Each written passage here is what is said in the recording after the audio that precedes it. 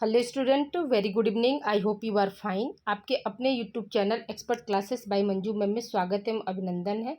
Student, जैसा कि आप लोग जानते हैं कि आज आप लोगों का क्या फर्स्ट पेपर आज आप लोगों का कंप्लीट हो गया और उसका हमने आंसर की भी आप लोगों का जारी कर दिया है स्टूडेंट। तो और आज से आप लोगों का क्या सेकेंड पेपर अब चलेगा। सेकेंड पेपर का एग्ज़ाम आप लोगों का जो है 23 जुलाई को है स्टूडेंट। ठीक है, तो याद रखिए स्टूडेंट, ये कौन सी क्लास है। तो आप लोगों का EMA fourth semester home science human development, जिसे हम मानव विकास बोलते हैं।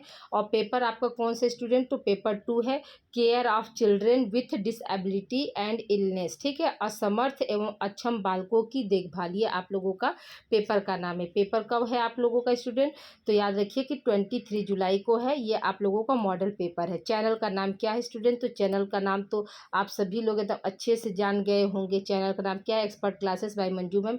जैसा कि आप लोगों से हमारा रिश्ता क्या पिछले साल से है स्टूडेंट, और आप ही लोग के सहयोग से आज हमने 1400 प्लस जो है सब्सक्राइबर गेन कर लिए हैं। आप लोगों का ढेर सारा प्यार दुलार की वजह से मैं आज यूट्यूब की एक सदस्य बन गई हूँ स्टूडेंट। तो इसमें आप लोगों का क्या है, अतुलनीय सहयोग है। तो आइए स्टूडेंट, आज आप लोगों के लिए मैं MA फोर्थ सेमेस्टर का जो है सेकेंड पेपर लेकर आई हूँ। देखिए, ये भी आप लोगों का मॉडल पेपर है स्टूडेंट। तो उससे पहले आप लोगों से एक हम्बल रिक्वेस्ट है कि आप लोग जो मैंने आज फर्स्ट पेपर का आंसर की जारी किया उसको आप लोग मिला लीजिए। और स्टूडेंट, आप लोग फर्स्ट पेपर का, ठीक है स्टूडेंट, ध्यान दीजिएगा मेरी बातों का। जो फर्स्ट पेपर का जितना भी वीडियो है आप लोग उसको, और प्लस वीडियो फर्स्ट पेपर का वीडियो, और क्या है जो आप लोगों ने पेपर अभी आज जो दिया है उसको एक बार ज़रूर आप लोग सीरियसली नज़र से देख लीजिएगा।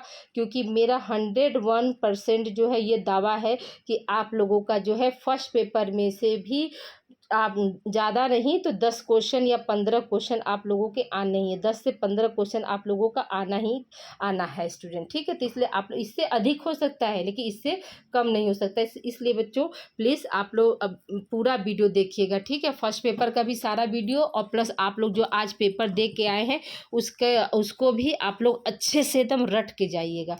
ठीक है, आइए अब हम क्वेश्चन की तरफ चलते हैं स्टूडेंट। देखिए, पहला क्वेश्चन है आप लोगों का कि ब्रेल लिपि सेल में कितने अक्षर होते हैं। ठीक है, ब्रेल लिपि सेल में कितने अक्षर होते हैं।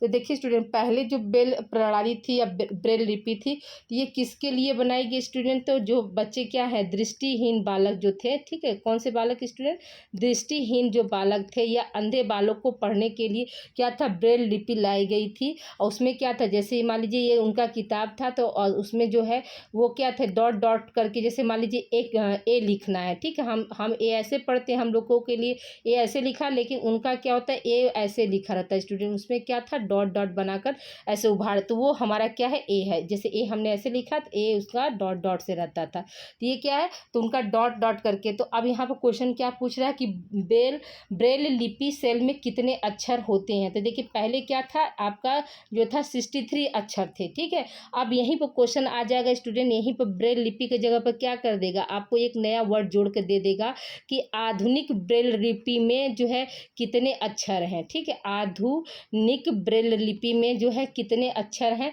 तो अब इस समय आधुनिक ब्रेल लिपि में क्या है, 63 के जगह पर क्या हो गया स्टूडेंट, आपका 256 अक्षर हो गया। ठीक है, कितना हो गया है, 256 अक्षर हो गया।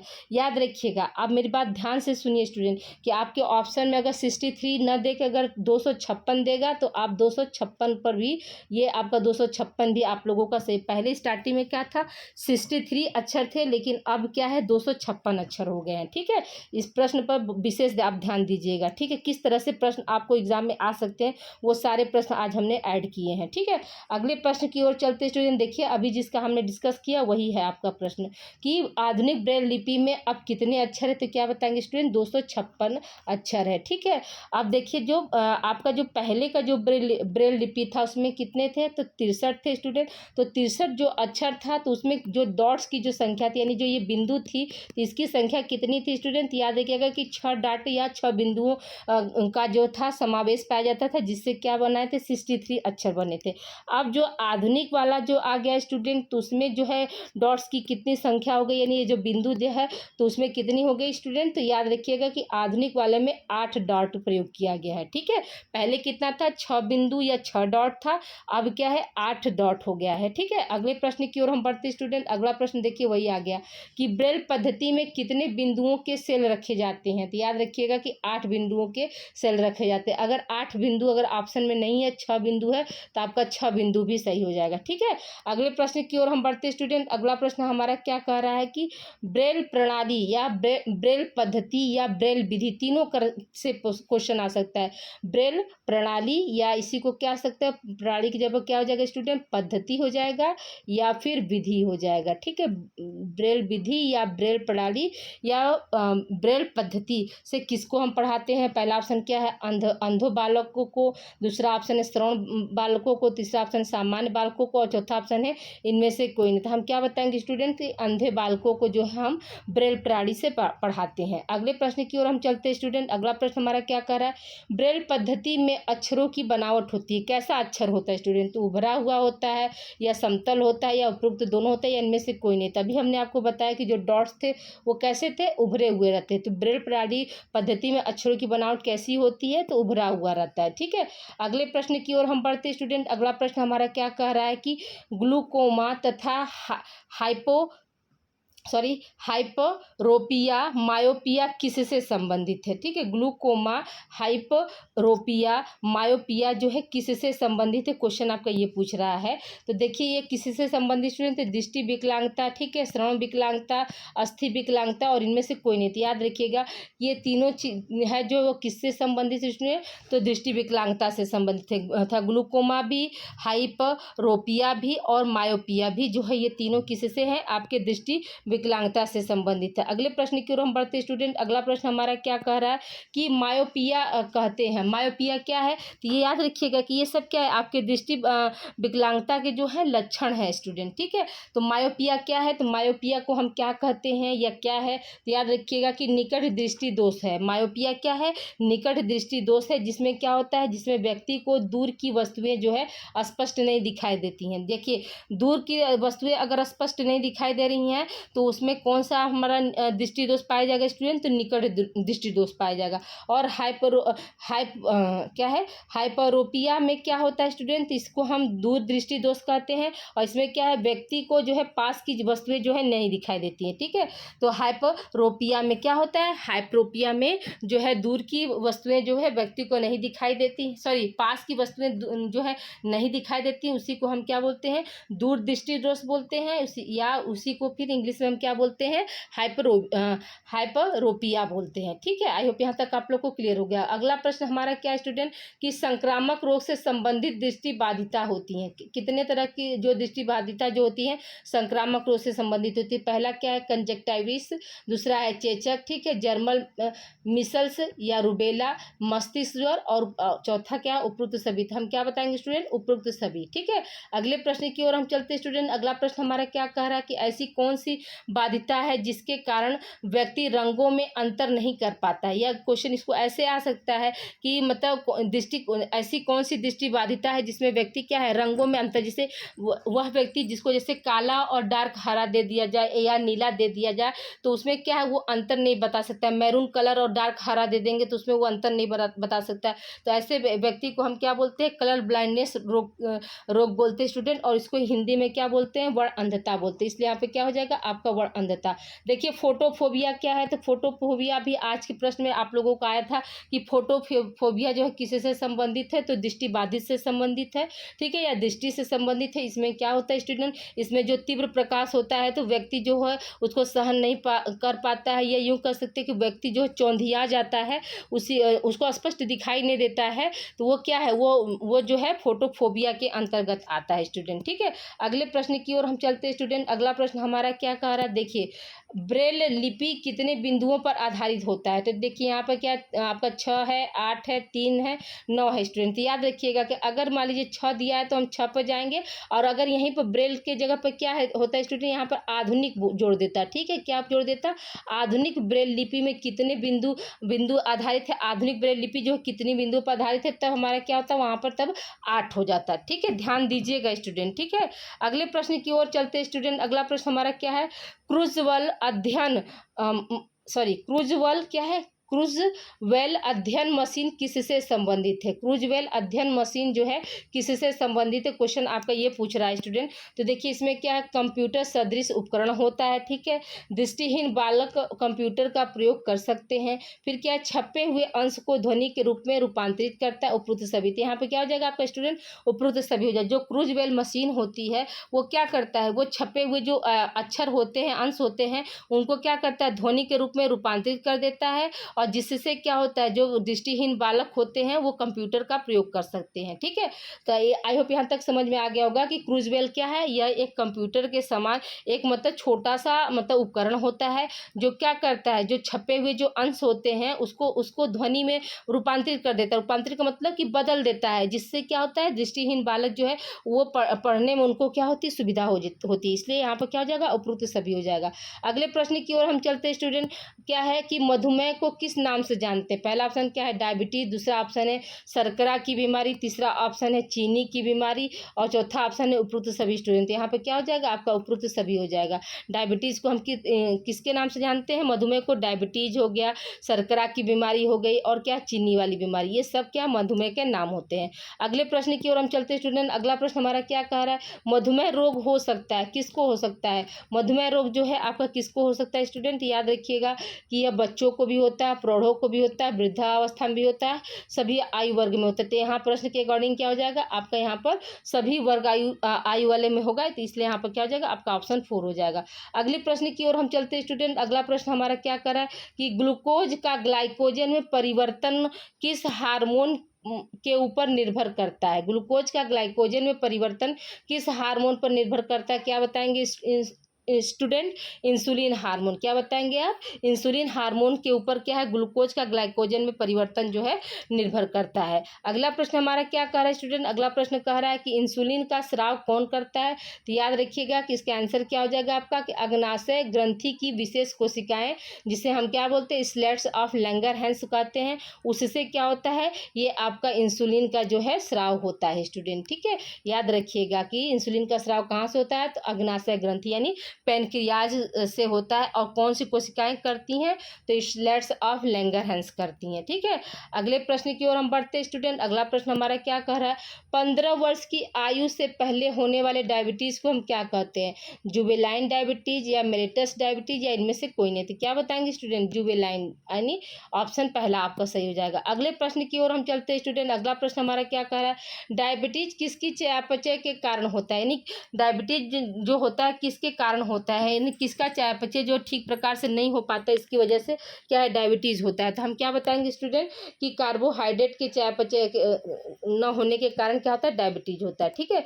अगले प्रश्न की ओर हम चलते हैं स्टूडेंट। देखिए डायबिटीज के लक्षण है, डायबिटीज के लक्षण क्या है, पॉलीयूरिया है, पॉलीफेजिया है, पॉलीडिप्सिया है, डायबिटिक कोमा होता है, सूजन है, नाड़ी संबंधी विकार, ग्लाइकोसूरिया, मांसपेशियों का क्षय और रेटिनाइटिस। ये सभी 10 क्या है आपके जो है डायबिटीज के लक्षण होते हैं। अब देखिए यहाँ पर प्रश्न कैसे बन सकता है स्टूडेंट, यहाँ पर आ सकता है कि पॉलीयूरिया में क्या होता है, या पॉलीयूरिया का मतलब क्या होता है स्टूडेंट? याद रखिएगा कि पॉलीयूरिया का मतलब होता है बार बार पेशाब होना। क्या होता है स्टूडेंट? बार बार पेशाब होना, बार बार पेशाब होना, ठीक है। पॉलीयूरिया का मतलब, पॉलीफेजिया का मतलब क्या होता है स्टूडेंट? पॉलीफेजिया का मतलब होता है बार बार भूख लगना। क्या है? बार बार जो है भूख लगना, याद रखिएगा, बार बार भूख लगना, ये क्या है, पॉलीफेजिया का मतलब होता है, ठीक है।